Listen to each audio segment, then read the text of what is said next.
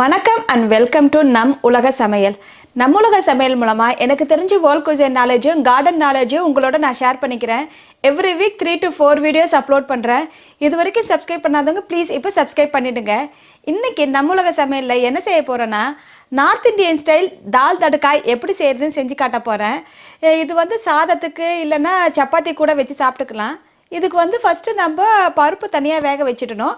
அப்புறமா வெங்காயம் தக்காளி மசாலாலாம் வதக்கிட்டு பருப்பை போட்டுட்டு தாளிக்கிறது தான். வாங்க இப்போ நார்த் இந்தியன் ஸ்டைல் தால் தடுக்காய் எப்படி செய்கிறதுன்னு போய் பார்க்கலாம்.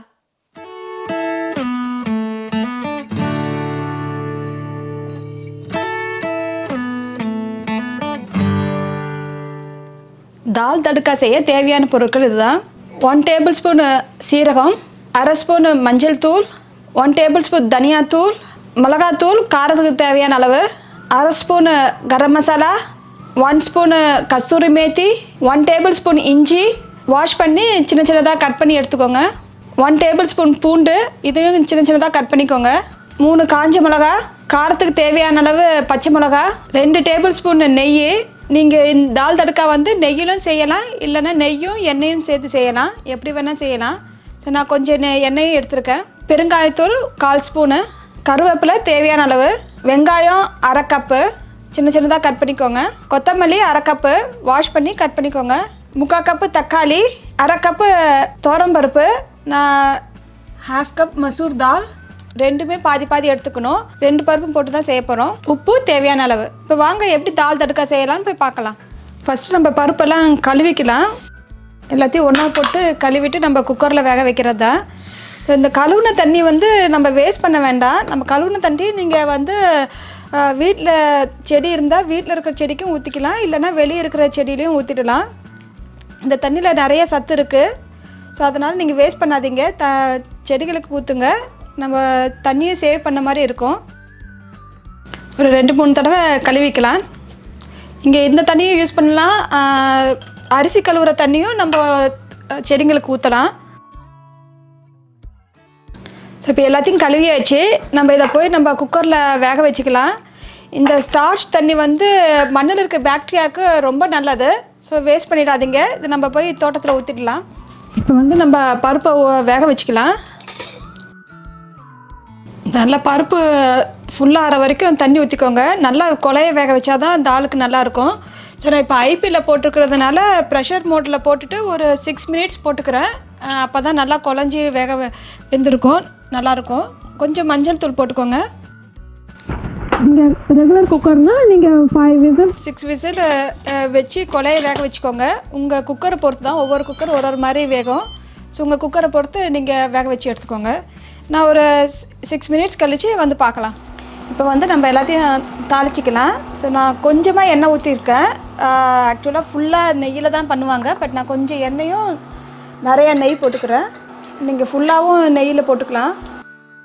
நான் எல்லாத்தையும் நெய் போட்டுட்டேன். நான் கொஞ்சம் வச்சுருக்கேன், கடைசியில் தடுக்காக்க வச்சு போட்டுக்கலாம் அதில். ஸோ இது ஹீட் ஆன உடனே நம்ம சீரகத்தை போடணும். சீரகம் போட்டுக்கோங்க. பாதி சீரகம் இப்போ போடுங்க, பாதி சீரகம் வந்து நம்ம தடுக்கா கடைசியில் போடணும். பாதி பாதி போட்டுக்கலாம். இந்த சீரகம்லாம் கொஞ்சம் கலர் மாதிரி பொரிக்க ஆரம்பிச்சிடுச்சு. இப்போ வந்து நம்ம இஞ்சி பூண்டு போட்டுக்கலாம். பூண்டு, இது இஞ்சி. கொஞ்சம் லைட் ப்ரௌன் ஆன உடனே நம்ம பச்சை மிளகா போட்டுக்கலாம். அந்த பச்சை வாசனைலாம் போயிட்டா போதும். இஞ்சி பூண்டு பச்சை வாசனை போனால் பச்சை மிளகா போட்டு எல்லாத்தையும் ஒரு half செகண்ட்ஸ் வறுத்துக்கலாம். 1/2 மினிட் வறுத்துக்கலாம். ஸோ இப்போ வந்து வெங்காயத்தை போட்டுக்கலாம். கருவேப்பிலை இப்போ கொஞ்சம் போட்டுக்கோங்க, கடைசியில் கொஞ்சம் போட்டுக்கோங்க. கொஞ்சம் வெங்காயம் கலர் சேஞ்ச் ஆகிடுச்சு. ஒரு 1/2 மினிட்லேருந்து 1 மினிட் வரைக்கும் வதக்கிக்கலாம். இப்போ வந்து நம்ம தக்காளி ஆட் பண்ணிக்கலாம். தக்காளி வந்து நல்லா சாஃப்ட் ஆகிற வரைக்கும் நல்லா வேக வச்சு வதக்கணும். இப்போ வந்து எல்லாம் சாஃப்ட் ஆகிடுச்சு. தக்காளி எல்லாம் ஒரு நிமிஷம் வந்து 2 நிமிஷம் வரைக்கும் வதங்கணும். நல்லா வதங்கிட்ட அப்புறம் நம்ம எல்லா பொடியும் போட்டுக்கலாம்.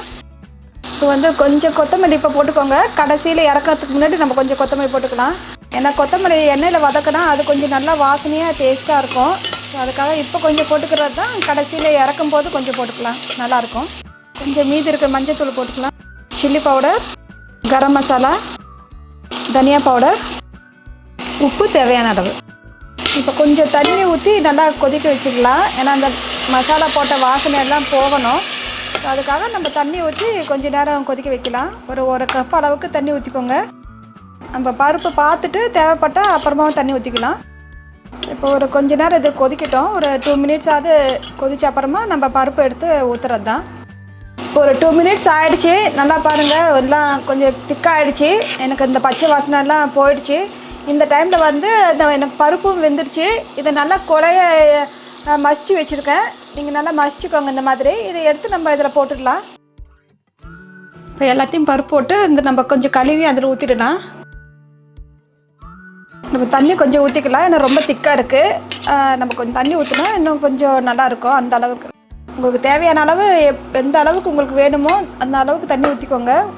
உங்கள் ரொம்ப திக்காக வேணும்னா திக்காக வச்சுக்கோங்க. கொஞ்சம் தண்ணியாக வேணும்னா கொஞ்சம் தண்ணியை ஊற்றிக்கோங்க. உங்கள் தேவையான அளவு பதத்துக்கு நீங்கள் எடுத்துக்கலாம். ஏன்னா கொஞ்சம் ஆறின உடனே தால் வந்து கொஞ்சம் கெட்டி ஆகிடும். ஸோ அதனால் கொஞ்சம் லிக்விடாக இருக்கிற மாதிரியே எப்பயும் பார்த்துக்கோங்க. இல்லைன்னா ரொம்ப திக்காக இருக்கும், நல்லா இருக்காது. இன்னும் கொஞ்சம் தண்ணி ஊற்றிக்கிறேன். இது ஒரு 2 மினிட்ஸ் ஆகும் ஒரு கொதிக்கிறதுக்கு. நம்ம என்ன தண்ணியெல்லாம் ஊற்றிருக்கனால அதை காயறதுக்கு ஒரு 1 or 2 மினிட்ஸ் ஆகும். ஒரு 2 மினிட்ஸ் கழித்து வந்து பார்க்கலாம். இப்போ 2 மினிட்ஸ் ஆயிடுச்சு. எல்லாம் நல்லா காஞ்சிடுச்சு. இப்போ வந்து கஸ்தூரி மேத்தியை போட்டுக்கலாம். நல்லா கையில் வந்து உதிர்த்தி விடுங்க. இப்போ கொத்தமல்லி, மீதி இருந்த கொத்தமல்லியும் மேலே போட்டுக்கலாம். அவ்வளோதான், தால் ரெடி ஆகிடுச்சு. ஸோ இப்போ வெறும் தட்கா தான் செய்யணும். இப்போ எப்படி தட்கா செய்கிறதுன்னு போய் பார்க்கலாம். இப்போ தட்காக்கு ரெடி பண்ணிக்கலாம். ஒரு பேனை வந்து ஹீட் பண்ணிக்கோங்க. கொஞ்சம் சூடான உடனே நெய் ஊற்றிக்கலாம். மீதி இருக்கிற நெய் வந்து ஊற்றிக்கோங்க. நெய் போட்டால் தான் தாலுக்கு வந்து நல்லாயிருக்கும். நீங்கள் எவ்வளோ நெய் வேணாலும் போட்டுக்கலாம். நெய் கொஞ்சம் சூடான உடனே நம்ம வந்து சீரகம் போட்டுக்கலாம். சீரகம் வந்து நல்லா பொரியணும். அப்போ தான் நல்லாயிருக்கும். அந்த நெய்யில் வந்து நல்லா பொரிஞ்சு வந்தால் தான் அந்த வாசனை நல்லாயிருக்கும். நம்ம பொரியிற வரைக்கும் வெயிட் பண்ணலாம். இப்போ நல்லா பொரிஞ்சிடுச்சு சீரகம் வந்து. இப்போ வந்து காஞ்ச மிளகாய் பிச்சு போட்டுக்கலாம். ஜஸ்ட்டு கொஞ்சம் லைட்டாக வறுத்துக்கோங்க, ரொம்ப கருக விட்டுடக்கூடாது. இப்போ வந்து பெருங்காயம் கொஞ்சம் போட்டுக்கோங்க. கொஞ்சம் லோ ஹீட்டில் வச்சுக்கோங்க, அப்போ தான் கருகாமல் இருக்கும். இப்போ வந்து சில்லி பவுடர் கொஞ்சோன்னு போட்டுக்கலாம்.